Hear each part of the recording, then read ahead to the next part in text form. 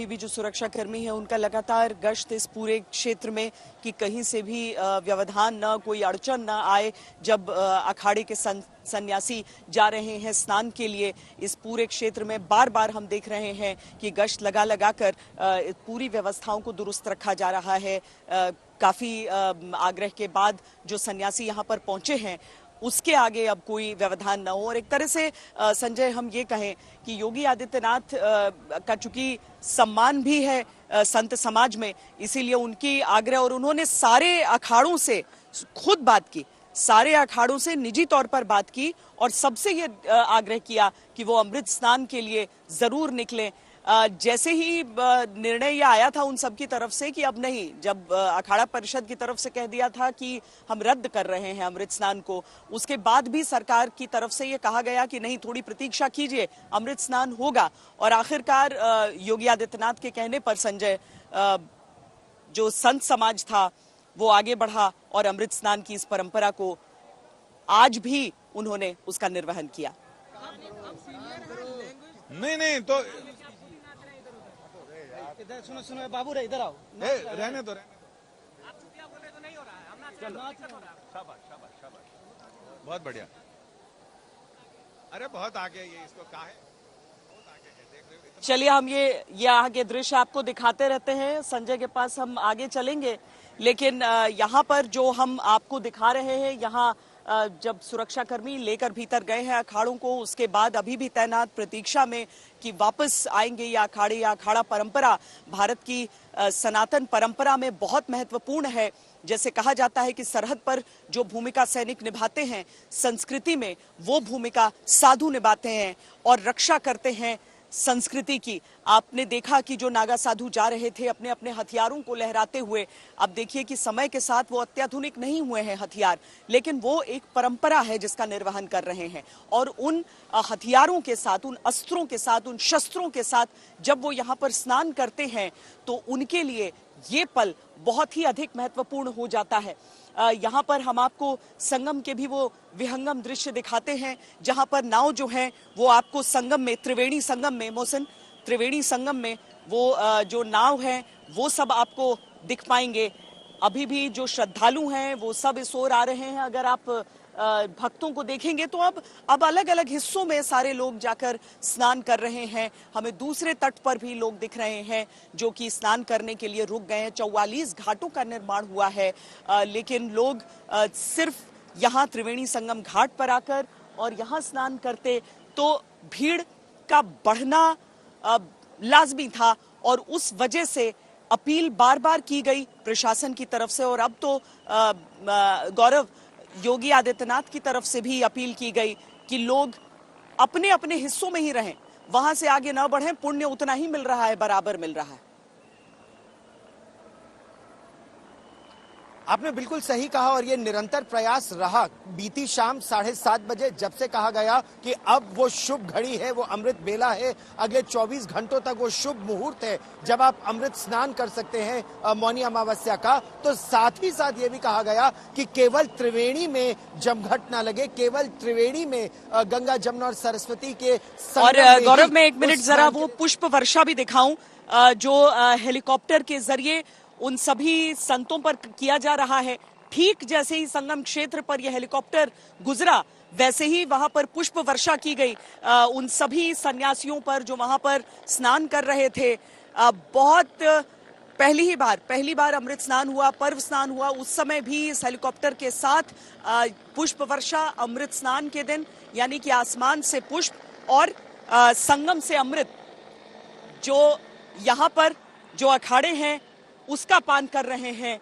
जी गौरव, अपनी बात आगे करें। जी, और ये पुष्प वर्षा देखिए ना, ये बहुत ही एक तो प्राचीन परंपरा रही है कि जब भी रथ से महारथी गुजरते थे और विजय के बाद लौटते थे तो किले की प्राचीर से पुष्प वर्षा की जाती थी। तो वो परंपरा अभी भी की जा रही है, और न केवल आकाश से यहाँ पुष्प वर्षा हो रही है, बल्कि जिस मार्ग पर वो सन्यासी चल रहे हैं उस मार्ग पर पुष्प वर्षा की जा रही है। वहां पानी का जल छिड़काव किया जा रहा है ताकि उनके पैरों में किसी तरह की धूल बिल्कुल बहुत ज्यादा ना आए, और फिर वही चरण रज जो उनके भक्त हैं वो चरण रज पैर पखार कर उसको पी भी लेते हैं, क्योंकि यही कहते हैं कि यही चरणामृत उनके जीवन को आगे बढ़ाता है, सशक्त करता है। पुष्प वर्षा एक पुरानी परंपरा है। जिस तरह से अब आप ये भी देखिए कि जब भारत गणतंत्र बना तो गणतंत्र दिवस परेड पर भी पुष्प वर्षा होती है, जो वहां पर मी-17 हेलीकॉप्टर्स दर्शक दीर्घा के ऊपर से उड़ते हैं, वो भी पुष्प वर्षा करते हैं। सैनिकों पर पुष्प वर्षा होती है जब वो विजयी होकर लौटते हैं। तो एक तरह से देखा जाए तो एक पुरानी परंपरा को नया आयाम भी दिया जा रहा है। और ये पहली बार है श्वेता कि इस महाकुंभ में 1000 महिलाएं भी अलग अलग अखाड़ों में शामिल हो रही हैं, और ये दिखाता है कि सनातन धर्म में महिलाओं को न केवल बहुत बड़ी भूमिका निरंतर दी जाती रही है, बराबर की भूमिका रही है। चाहे वो संस्कृति की रक्षा हो या देश की रक्षा हो, महिलाओं की बहुत बड़ी भूमिका निरंतर रही है श्वेता। और हम अयोध्या नगरी में देखते हैं कि किस तरीके से वहां पर जब राम जी, लक्ष्मण जी, सीता जी का आगमन होता है अयोध्या नगरी में, प्रतीकात्मक त्रेता युग को याद करके उस समय भी इसी तरीके से मानो त्रेता में जब देवों ने पुष्प वर्षा की होगी वैसी ही तस्वीर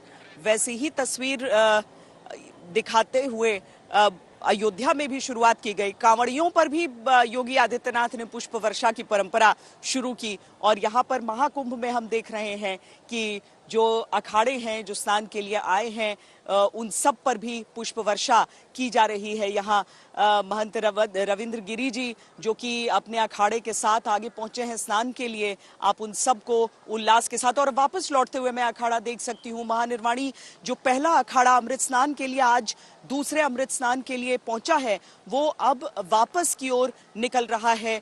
उनकी धर्म ध्वजाएं लहराते हुए अभी नजर आ रही हैं। आगे आगे जो पुलिस और सुरक्षा बल हैं वो आ रहे हैं, और अपने स्नान के बाद, ध्यान के बाद जो पूरा अखाड़ा है और पूरे अखाड़े के साधु संत सन्यासी हैं वो सब निकल रहे हैं। नागाओं का उल्लास देखते बनता है, लेकिन आज वो सब समझ रहे हैं कि आज उस उल्लास की जगह केवल वो परंपरा है। तो उल्लास तो है ही, उसको छिपा नहीं पाते हैं। जो पहली बार जो एक तरह से लंबे समय में एक बार निकल कर आते हैं आम लोगों के बीच, उनमें न जाने कौन किस रूप में ईश्वर हो, और इसीलिए जिसे हम यहाँ रेती कह रहे हैं वही चरण रज लोग इकट्ठा कर कर ले जाते हैं, चंदन रोली की तरह उसका प्रयोग करते हैं। देखिए स्नान के बाद सब यहाँ पर लौट रहे हैं। महानिर्वाणी अखाड़ा के संत जो सब अब यहाँ से, देखिए हर हर महादेव के नारे हैं संजय, लेकिन मन नहीं चाह के भी अनायास तुलना हो ही जाती है।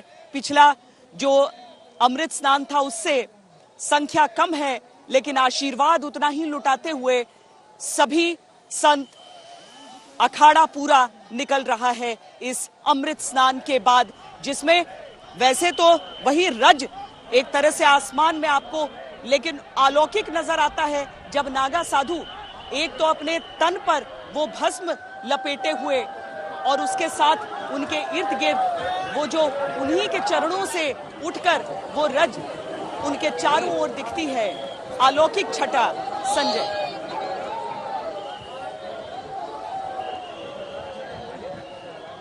जी हाँ बिल्कुल, और ऐसे भी कहते हैं, एक कथा ये आती है कि जिस समय गंगा का अवतरण हो रहा था तो गंगा ने ये कहा कि आप मुझे लोगों के पाप के नाश के लिए तो भेज रहे हो, मैं लोगों के पाप हर लूंगी, लेकिन उससे मेरे अंदर जो पाप आएंगे उसे कौन हरेगा, उससे कैसे मैं साफ होंगे, उससे मुक्ति कैसे मिलेगी।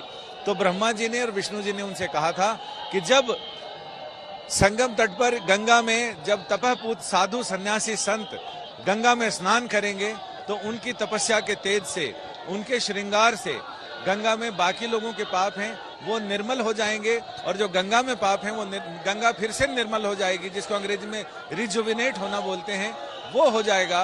और इसी के साथ ही हम देख रहे हैं कि महानिर्वाणी अखाड़े के सन्यासी, संत, महंत, श्री महंत सारे लोग धर्म ध्वजाओं के साथ वापस जा रहे हैं। उनके देवता आगे आगे चल रहे हैं, देवता को लेकर दो नागा सन्यासी आगे चल रहे हैं, और दोनों अटल अखाड़ा और महानिर्वाणी अखाड़े के सन्यासी, नागा सन्यासी पीछे दिखाई पड़ रहे हैं भस्मी लपेटे हुए, क्योंकि जैसे ही उनका स्नान होता है बहुत जल्दी संजय इन पर पुष्प वर्षा, हमारे ये जो महानिर्वाणी अखाड़े के साधु संत हैं उनके ऊपर पुष्प वर्षा करते हुए ये हेलीकॉप्टर जो है ऊपर से उड़न खटोला निकल गया है और जो पूरा समाज है, जो संत समाज है, वो यहाँ से महानिर्वाणी अखाड़े का एक और हर हर महादेव के नारों के साथ जो नागा साधु हैं वो उस उल्लास में, भक्ति के उस उल्लास में, और मालाएं, फूलों की मालाएं आशीर्वाद स्वरूप वो लोगों की तरफ उछाल रहे हैं और जो लोग उन्हें पा रहे हैं वो धन्य हो जा रहे हैं, चाहे वो सुरक्षा कर्मी ही क्यों ना हो जो अपनी ड्यूटी निभाने के लिए उस जगह पर इस समय मौजूद हैं। लेकिन अब देखिए उस आकार में, एक छोटे आकार में आकर पीछे आप कुछ महिला संतों को भी देख सकते हैं, वो सब यहाँ से होते हुए अब वापसी की ओर, अपने देवताओं का पूजन हो चुका है और अब वापसी की ओर सभी संत निकल चुके हैं यहाँ से। अब दूसरे अखाड़े की बारी होगी, जो दूसरा अखाड़ा वो भी पैदल यहाँ पर संजय, दूसरा अखाड़ा भी पैदल आकर यहाँ पर, और ये बहुत, चूंकि वाहन ही नहीं पार्क्ड हैं तो वो बीच का पूरा हिस्सा अब खाली है, वो पैदल निकल गए और दूसरा अखाड़ा पैदल आगे की तरफ। लेकिन उससे पहले साफ सफाई न केवल इस मार्ग की बल्कि घाट की भी संजय।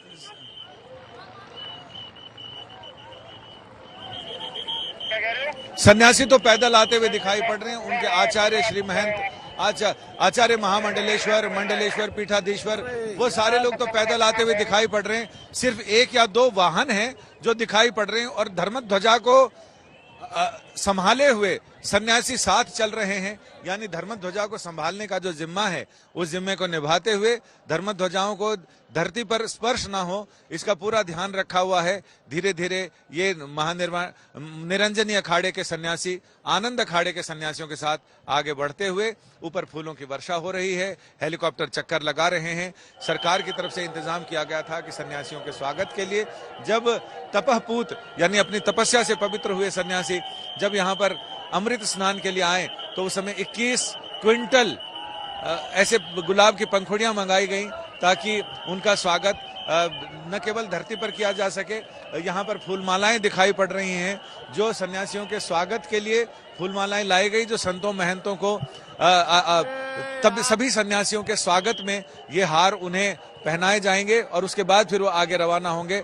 पीछे एक रथ जरूर अवश्य दिखाई पड़ रहा है, वो शायद इनके आचार्य महामंडलेश्वर यानी पीठाधीश्वर का है, क्योंकि उस पर छत्र लगा हुआ दिखाई पड़ रहा है मुझे, और बाकी सभी सन्यासी पैदल ही चल रहे हैं। और उसके पीछे मुझे पॉन्टून पुल पर दूसरी धर्म ध्वजाएं दिखाई पड़ रही हैं जो संभवतः यानी निश्चित रूप से वो जूना अखाड़े की हैं। जूना अखाड़ा अपने दो अखाड़ों के साथ, सहयोगी अखाड़ों के साथ स्नान के लिए आता है, जिसमें आवाहन अखाड़ा है और अग्नि अखाड़ा। अग्नि अखाड़ा में ब्रह्मचारी होते हैं, वहां नागा सन्यासियों की परंपरा नहीं है, वहां ब्रह्मचारी होते हैं, वो गायत्री के उपासक हैं, उनकी जो अधिष्ठात्री देवी है वो गायत्री है।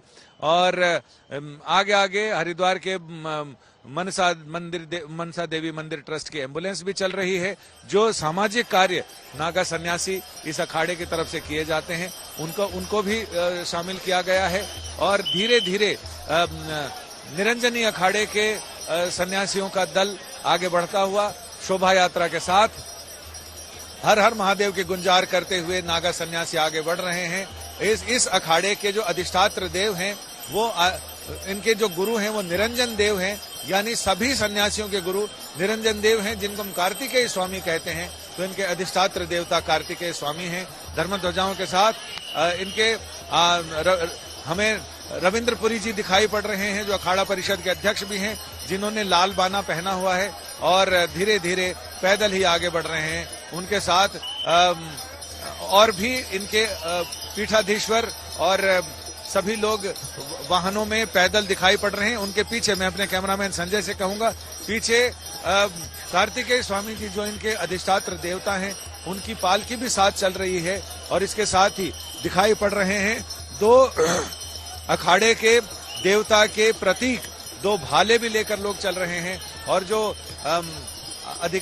पदाधिकारी हैं इस अखाड़े के, उनके कोतवाल भी साथ चल रहे हैं। कोतवाल वो होते हैं जो पूरे अखाड़े में विधि व्यवस्था, कानून व्यवस्था बनाए रखते हैं, तो वो कोतवाल भी साथ चल रहे हैं। कोतवाल का पता इसे चलता है, वो चांदी की छड़ें धारण करके चलते हैं। और रविंद्र पुरी जी आगे दिखाई पड़ रहे हैं, साथ ही उनके साथ राम रतन गिरी जी को भी मैं देख रहा हूं, और बाकी अन्य बहुत ही सादगी के साथ अखाड़ा आगे बढ़ता हुआ, उनके साथ और भी संत महंत महात्मा दिखाई पड़ रहे हैं।